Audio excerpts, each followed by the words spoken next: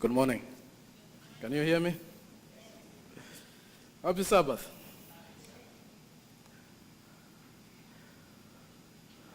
Yesterday we all watched the news, what happened in France. It's sad. And that's just a reminder of what our world has come to. We've seen destruction, wars all over. And sometimes you ask yourself, what makes someone to do such a thing? Kill a fellow human being. But for someone who knows God, we have an assurance that despite of all the evil that is happening in this world, we still have that hope that God is with us. Today, it's stewardship emphasis. Actually, the last stewardship Sabbath for the year. And today we're going to look one lesson we can learn from an ant. But before we begin, we hear stewardship being taught, or the word stewardship being used in church, or you hear somebody saying stewardship. What does it mean? A steward is a person who manages God's resources. And that includes treasure, which is your finances or your wealth, time, and talent. It's not only relates to your financial giving, because that's the perception we get when we see maybe a preacher stands here and talks about stewardship. Actually, it entails the whole of your life. How do you manage your life? Bottom line, stewardship is a spiritual issue. So you cannot say anything that involves finances or time management or your talent is not part of your spiritual journey. Larry Bucket said, in order for Christians to better serve the Lord, they must become free from financial burden.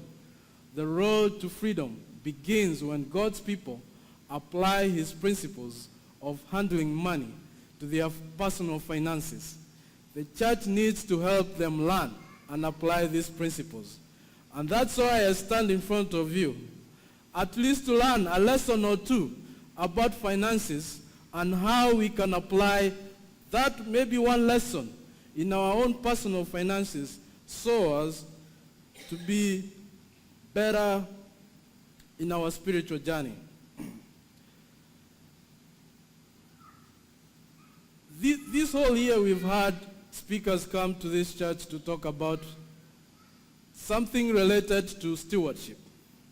We've talked about debt, the good, the bad, the ugly, and how to secure your financial freedom.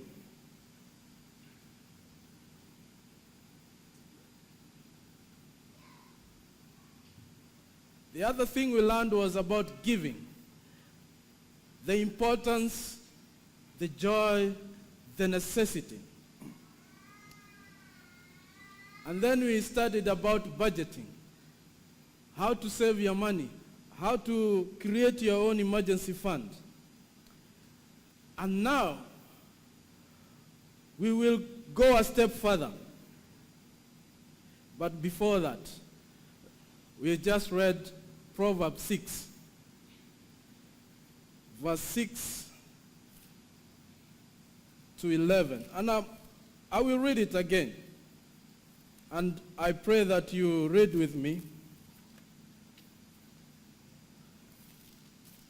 Proverbs chapter 6, verse 6 to 11.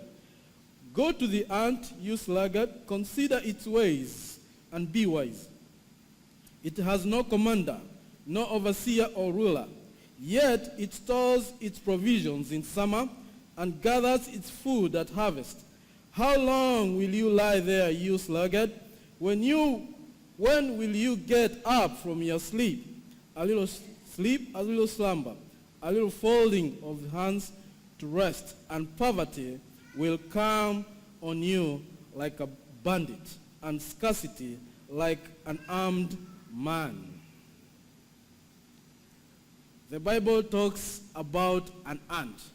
But for us to be able to understand what these verses mean, we need to understand the characteristics of an ant. An ant is assiduous. It shows great care and perseverance. And for those who have watched ants crawl around, sometimes we call them enemies, and maybe when we see them crawling around, either they will bite you, but we try to kill them. But if you try to study them, these creatures are very assiduous. They show great care. They are neat and extremely organized planners. If you think about how the way they work together, they gather their food, bring it back to the nest, and use it for daily meals, and they save some for later. They are team players. You'll never see an ant working by itself. They are always in a group. They work together, and they share. As a species, much of the success of an ant is due to task sharing and cooperation. The abdomen of an ant contains 2 stomachs, one for own food and the second one to share with others. If a worker ant finds good food source, it leaves a scent trail so that other ants in the colony can locate the food. My focus today will be on the second one, being neat, extremely organized planners. Luke 14 verse 28. Let's go to Luke 14 verse 28. And it says, "For which of you, intending to build a tower, does not sit down first and count the cost, whether he has enough to finish it?" We all maybe have been involved in one way or another, either looking for a house or buying a house or building one. And there is meticulous planning that we put into this plan to ensure that you get the right house,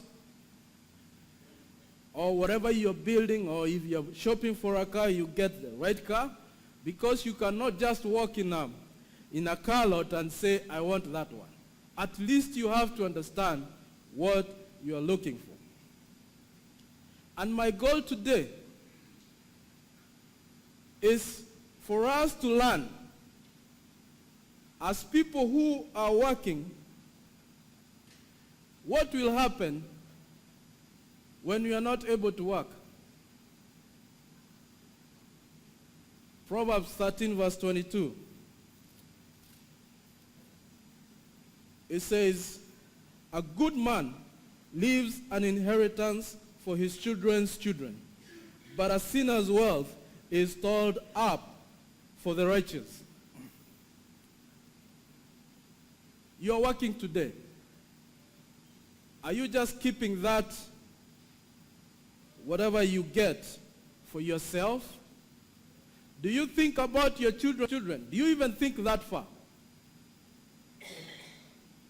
A quote from one of the Bible commentaries says, "He leaves an inheritance to his children's children. It is part of his praise that he is thoughtful of prosperity, that he does not lay all out upon himself, but it is in care to do well for those that come after him, not by withholding more than is meet, but by a prudent and decent frugality. He trains up his children to this, that they may leave it to their children, and especially he is careful, both by justice and charity, to obtain the blessing of God upon what he has, and to entail that blessing upon his children, without which the greatest industry and frugality will be in vain. A good man, by being good and doing good, by honoring the Lord with his substance and spending it in his service, secures it to his prosperity. Today I'm going to talk about retirement. What will happen when you retire? Will you have enough to save? Will you have enough that your children may enjoy what you did, what you made? When we come to this country, we work so hard. But do we think about when the time comes that I'm not able to work, will I have enough to live on? Now, some of you, because you are majority migrants, might tell me, oh, well, I have a house in Kenya that I have built, and I'll go live there. But do you think about where will the sugar or the milk come from? Have we thought about those details? You may not be able to go to work every day. And that's why I thought it would be prudent to bring this topic to us today.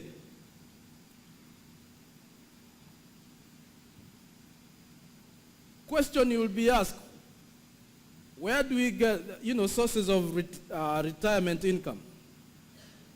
Now, all this is based in this country because we are all in this country. If you are in another country, the list would look different. But the common sources of income in this country is your social security. The government is good. It came up with a social security plan that we can all enjoy. But you have to contribute into it for you to get out of it. The problem with the social security plan, and that's why you cannot just rely on it, is that it's a skewed benefit.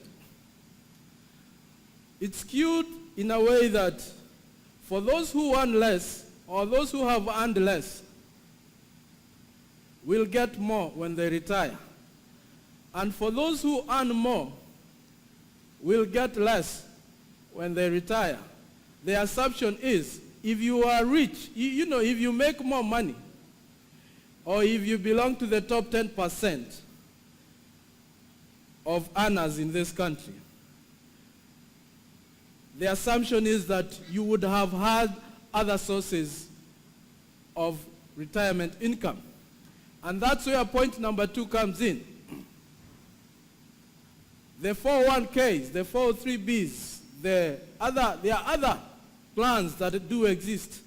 The list was too long, I couldn't incorporate them. But they all fall up on what they call defined contribution plans. So when you're at work, when you're filling your paperwork, they ask you, are you willing to contribute to a 401k? Nowadays, some companies will not even ask you. You are automatically enrolled in these plans. Now, some of you might have this concept that, oh, they are taking my money away, and I will not contribute. The beauty about it is that they also have a benefit where they can match. So, for example, if you are participating in a 401k, they might tell you, if you contribute up to 5% of your compensation, we will throw in another 5% for you. But a lot of people I've talked to, they don't take advantage of this. And I encourage you, if your company that you work for, do this, take advantage of it. Because that's free money you're leaving on the table. Now there are other companies, but now a lot of companies are moving away from this. They offer pension plans. this is more of an employer-driven plan, whereby the employer will set aside money for you so that when you retire, at least you'll have something you can be getting. The reason why many companies are moving from this is because most of the companies can't keep up with it. It's a very expensive plan. There's another option of opening an IRA account. We've heard of these IRA accounts, but we've never thought seen the importance of having them. But I would encourage you to do so because they help you build up a nest egg for you. When you retire, you'll have some other source of income. Now, if you have not started, it's not too late to start. If you are just starting out, maybe it's about time you started focusing on putting a little bit more, because as you will realize as we continue with the presentation, the longer you save, the better it is for you. Now, if you are nearing retirement, consider increasing your contributions and even maybe delaying when you will get your Social Security. And there are benefits that come with that.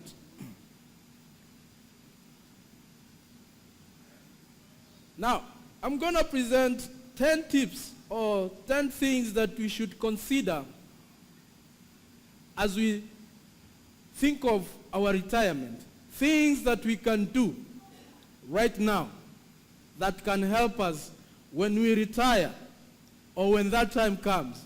We will have something to rely on, some income that we can live on comfortably. The most important thing is you need to start today. Now, if all this is too confusing, you can talk to me after this, and maybe I can explain further, because right now I can't get into the details. If your job, they offer these retirement plans, consider participating in them. Now, you may think, oh, my take-home pay will be lower. But trust me, it will come in handy when you retire. Now, if you have a business, if you have a small business, and some of us in this church do, there are other plans you can open as a small business owner. You know, there's the IRA account you can open. There is also other plans that they called SEPs. You can open that one and contribute into it. And they all have tax advantages. You know, you as an employee to the employer, and you as a business owner. Meet your employer's match. Now, if, as I explained earlier, if they offer you a match, take advantage of it. If they tell you we'll give you 5% or 4% or whatever percentage they offer, take advantage of that. Contribute the 5%, they'll give you another 5%. Another benefit that comes with it is that if you ever wanted to take a loan, you can take a loan. Instead of going to the bank, you can take a loan from your retirement account, so long as you pay it back. Now, this is how it works. For a 401k, if you are participating in a 401k, you can contribute up to $24,000 a year if you are 50 and above. But if you are under 50, you can contribute up to $18,000. If you have an IRA account, if you are 50 and over, you can contribute up to 6,500. If you are under 50, you can contribute up to 5,500.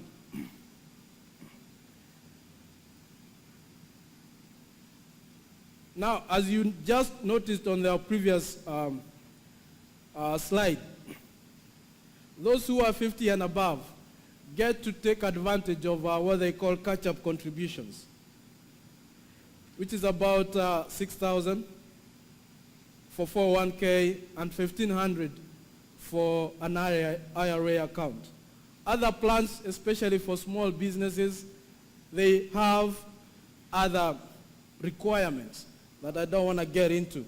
But, you know, we can talk about it if you need more information. Automate your savings. Now, if you save before you get that money in your bank account, you won't miss it. You will learn how to plan with what you get into your bank account. So if your employer takes the money out and puts it in your retirement account, you won't miss it. The other issue that has gotten us into trouble is our spending. We do not, you know, most of us live above our means. And that's why it's become so difficult for us to be able to save for our retirement. So we need to rein on our spending. Now, this slide shows what can happen if you saved, if you earn 50,000 and different percentages if you contributed to a retirement account. As you can see, if you save it for 30 years with different interest rates, you'll see that by the time you save for 30 years, you would have accumulated 303,219. And that's if you have, 6% of your annual salary. 5%, 252,000, and 4%, 202.